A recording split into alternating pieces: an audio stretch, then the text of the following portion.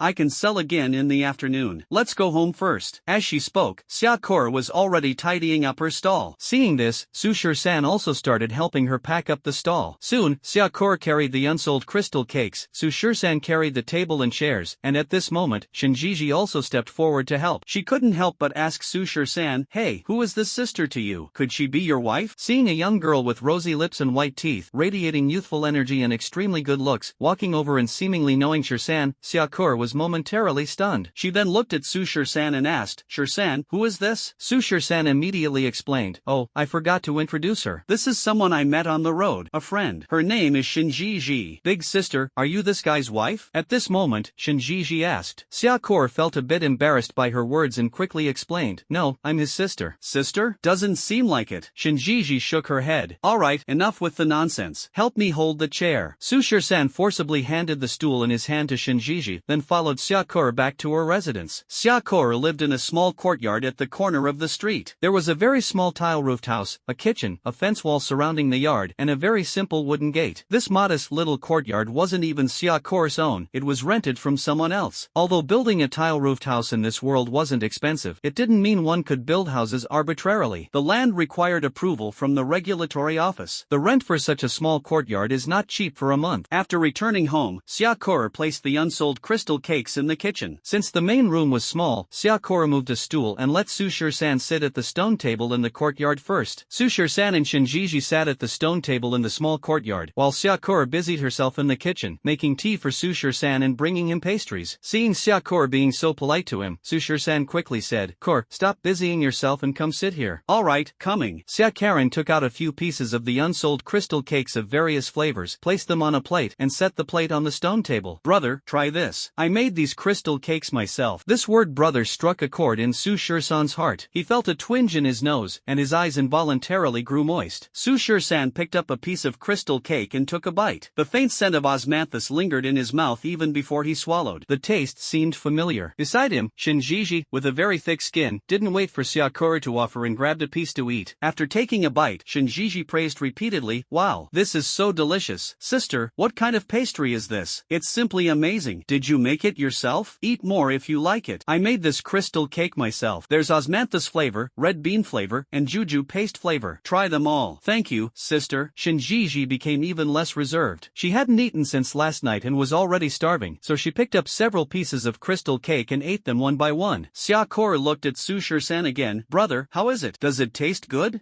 Delicious. It tastes just as good as the crystal cake made by that Jixiang Jai before. Su Shisan nodded in praise. Brother, you still remember. The secret recipe for this crystal cake was given to me by Uncle Ji before he moved away. You forgot, back then we were working at Jixiang Jai, and Uncle Ji took great care of both of us. After you went to the training camp, I was left there alone, and of course, Uncle Ji taught me how to make pastries. However, at that time, he didn't give me the recipe. After you went to the national training camp, Uncle Ji soon moved as well, relocating to the Shiha district. Before he left, he gave me the secret recipe for making crystal cake. Since then, I've been making crystal cakes and selling them on the street. After Xiaokor finished speaking, Shinjiji, who was crunching on her meal nearby, immediately caught the key point in the conversation. Just now, Xiaokor mentioned the training camp and the national training camp. Shinjiji swallowed the crystal cake she was chewing and quickly asked, Sister, did you just say this guy went to the national training camp? He's a trainee there? Xiaokor's little head doesn't think in circles, so she answered whatever Shinjiji asked. Yes, my brother went to the national training camp 3 years ago. Upon hearing this, Shinjiji immediately confronted Su Shisan. Well, you're actually a trainee at the national training camp, yet you lied to me saying you were putting up street ads. Full of nonsense. It's because you're dumb, that's why you believed it, Su Shisan retorted. You're the stupid one. Your whole family is stupid. After blurting out a retort, Shinjiji immediately realized she had misspoken. Xiaokor was Su Shisan's sister, and her earlier words had inadvertently included Xiaokor as well. So, Shinjiji quickly smiled at Xiaokor. Hee, sis, I didn't mean you. I was just talking about him. It's nothing, you're actually quite cute. Xiaokor smiled lightly. How could she care about the unintentional words of a little girl? At this moment, Shinjiji asked Su Shisan again, by the way, aren't you a trainee at the national training camp? Did you attend the summoner tournament a while ago? Shinjiji wasn't surprised that Su Shisan was a trainee at the national training camp because last night Su Shisan had already revealed his identity as a summoner with a minimum level of E. Since he came from the imperial capital, Shinjiji had long speculated that he was either from the training camp, the military training, or the national training camp. Sure enough, this guy is from the national training camp. No, I'm not even a substitute for the second team, Su Shisan denied. TCH. Hearing that Su Shisan wasn't even a substitute for the second team, Shinjiji curled her lips disdainfully. Su Shisan didn't bother arguing with her. He looked at Xiaokor and asked, Kor, what exactly happened on the street just now? Why were those 3 people giving you trouble? They came to collect stall fees. I've already paid 1,000 yuan this month, but they wanted another 1,000. They also said that Cici owes 10,000 at the casino and demanded that I pay for her first, Xiaokor explained. Stall fees? What stall fees? Su Shisan was a bit confused. It's the fee for setting up a stall outside. We have to pay them a sum every month, Xiaokor continued to explain. What? Something like this? Is this required by the control office? How come I've never heard of it before? Su Shisan was very puzzled. Then Xiaokor began explaining from the beginning. It's like this, 2 years ago. After listening to Xiaokor's explanation, Su Shisan also understood the whole story. This control office was equivalent to the police station in Su Shisan's world, specifically responsible for maintaining the security of this area. Someone caused trouble, and the control office was definitely supposed to handle it. However, when everyone reported it to the control office, the people there surprisingly ignored it. Later, everyone found out that his sister, Joey, had married the director of the Northern Control Bureau in the Shanha district, becoming the director's wife. What is the Control Bureau? The entire Shanha district has dozens of towns and villages, each with a control station. For example, in Dongxiang town, where Su Shisan and Xiaokor grew up, there is a control station responsible for maintaining public order. However, the entire Shanha district has only 2 control bureaus. These 2 control bureaus oversee the management of these dozens of control stations. This matter was, of course, known to his brother-in-law, the bureau chief. However, because Zhou Chengtian is relatively measured in his actions, he only develops his influence in Dongxiang town and has not committed any heinous acts. Although everyone harbors resentment due to Zhou Chengtian's status, they all dare to be angry but dare not speak out. After hearing this story, Su Shisan did not feel too surprised or incredulous. Whether in Su Shisan's previous world or in this one, is such a thing rare? Where there are people, there is a Jianghu. Where there are people, there are such troublesome matters. Whether in ancient times, modern times, or contemporary times, whether in this world or that world, is this kind of thing rare? Is it unbelievable? Under the sun, is there anything truly new? Therefore, Su Shisan did not feel surprised about this matter. However, Shinjiji, who was beside him, appeared particularly astonished after hearing this story. She innocently asked Xiaokor, Sister Kor, then why didn't you all unite and go to the imperial capital to file a complaint? Hearing this, Xiaokor gave a bitter smile. It's not that simple. How could we commoners possibly overthrow them?